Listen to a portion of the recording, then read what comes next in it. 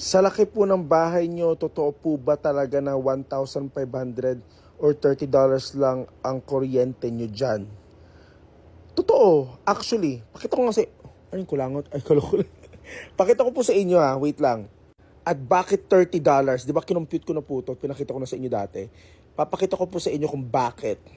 Okay, ito po ang dahilan kung bakit napakamura po. So ito pong panels na to, solar panels po yung mga yan.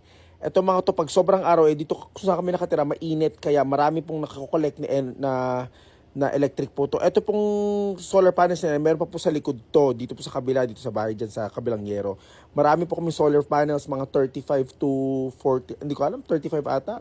Pero basta marami kami solar panels. Meron po kami baterya din sa bahay. Kaya ito, kapag nagba-brown out, kahit 2 araw, meron kaming kuryente, tuloy-tuloy yan kasi maganda yung solar panels namin eh. At saka ito, minsan, hindi lang $30, hindi kayo maniniwala, pero minsan, libre pa, as in talaga kami pa binabayaran ng HECO dito, binabayaran kami ng electric company, kami pa yung binabayaran, imbis na kami magbayad sa kanila monthly. Sila pa yung kumukuha sa amin ng extra namin na electricity kada buwan.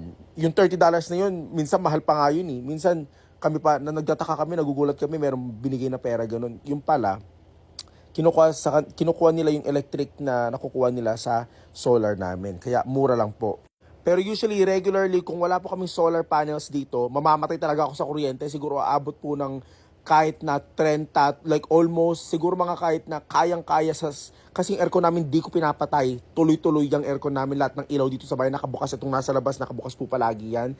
Tapos yung electric heater namin sa tubig, basta lahat nakabukas. Syempre, except yung mga nakasaksak po lahat hindi po tinatanggal niya ngayon. Siguro sa bill po namin, umaabot kung kuryente lang ha, kung kuryente, aabot po yun nasa 1,000, nasa $1,000. Umaabot po siguro mga 60,000 pesos a month kung wala po kaming solar panels. So kaya gusto ko na rin po mag-solar sa Philippines kasi it helps a lot with payment. Ang taas-taas. Pag nag-AC pa naman ako sa Pilipinas, putangin na umaabot ng 15K ang bill ko. Kaya kailangan ko na magpa-solar doon kapag nagpagawa na ako ng bahay.